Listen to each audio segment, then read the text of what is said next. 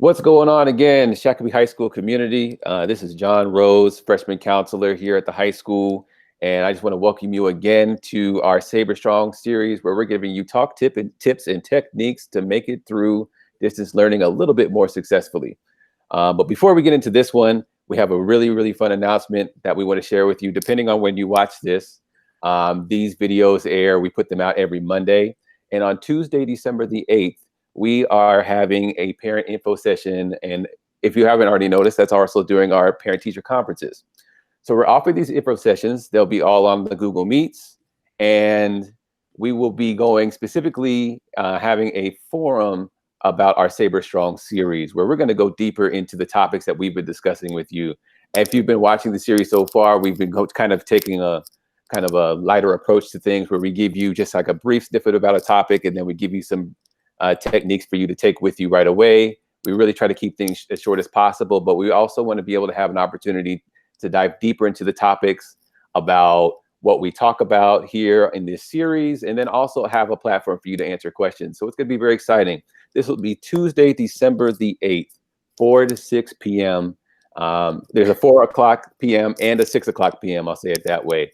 And you could choose either session that you want to join us. 4 o'clock, we'll go through our information, and then also at 6 o'clock, we'll go through the same thing. It's going to be an open forum. You'll have Heather Schroeder, who's been with us, Kelly Lai, who's been with us, and we'll also have two of our other school counselors with us, Miss Erica Lang and Miss Paige Swanson, who will also be sharing, and we'll be discussing these topics and then allowing time for you to have some discussion with us and some questions. And hopefully we can help to increase our knowledge and increase our talk tips and techniques to make it through distance learning a little bit more successfully. But we want to begin this week, again, talking about time management. And I'm back here with Heather Schroeder again, who's our school social worker. And she has got some great ideas about how to better manage time for our students, and things that could be applicable if you're a student or if you're not a student. So we're going to jump into this. Heather, how are you? Hi, I'm good. Glad to be back on YouTube. I love YouTube. And talking about a topic today that I think we can all relate to, and the struggle is definitely real.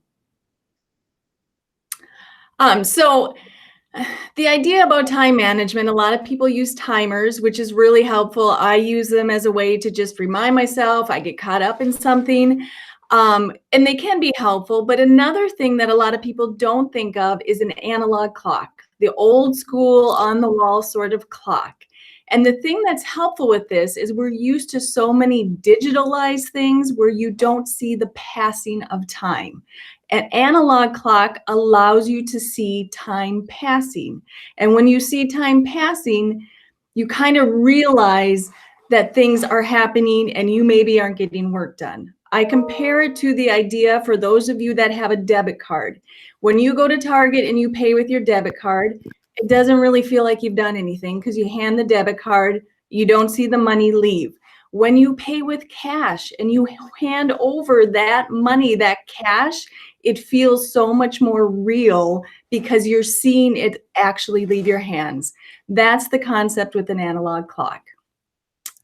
It's so interesting that you're talking about this, because I always think about the activities that I've done where, you get so deep into an activity, then you finish and it feels like time hasn't really passed. You don't know if you've spent an hour, 5 minutes, or 2 or 3 hours.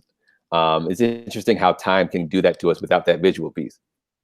Right. And it's really easy when, you're just going to check something on your phone real quick. And the next thing you know, 45 minutes have passed, but you don't even recognize that because there's no visual to see. So we have some suggestions on just ways you can easily add that. There is an extension on MacBooks called Mini Clock. So that right picture is just a little analog clock that's going to pop up on your screen.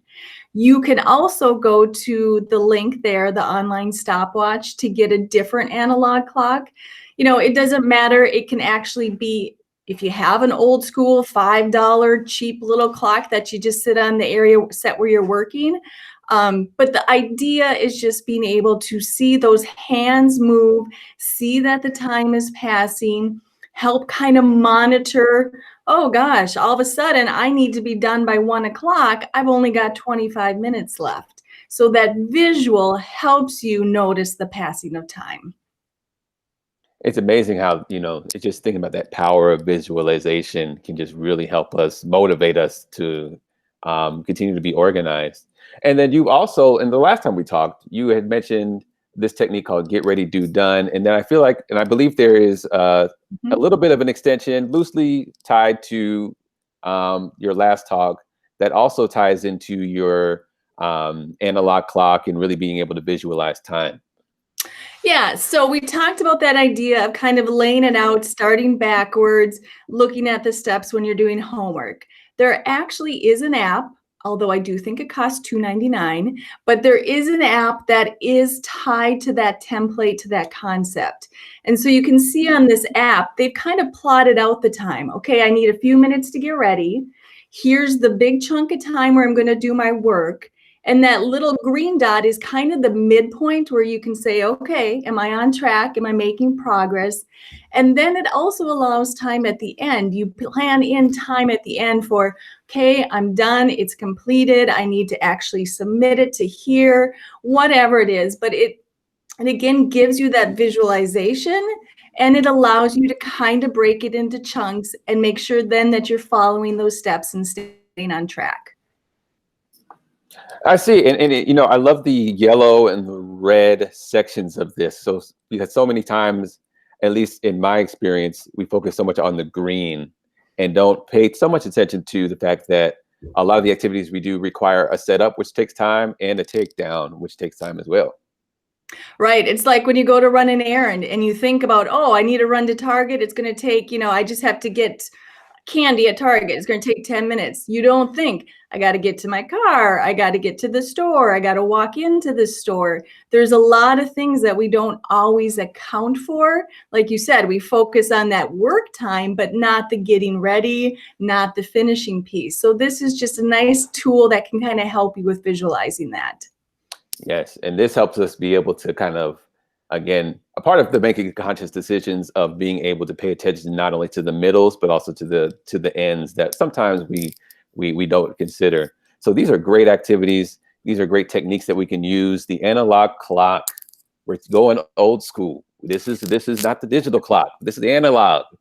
Um, and hopefully this is something that could be helpful for some people to be able to just master that time management piece just a little bit more. So Heather, we appreciate you joining us. As always, don't forget to like, share, and subscribe to our SHS Counselors station, where you can see our previous Saber Strong series if this is your first time. And then if this is something that you've enjoyed, consider joining us on December the 8th at 4 p.m. or 6 p.m. for a continued conversation in our Struggle Gorilla is Real series. And then also consider sharing this with a friend, with somebody you know who this might be helpful for. But until then, we'll see you on the next one. Have a great day.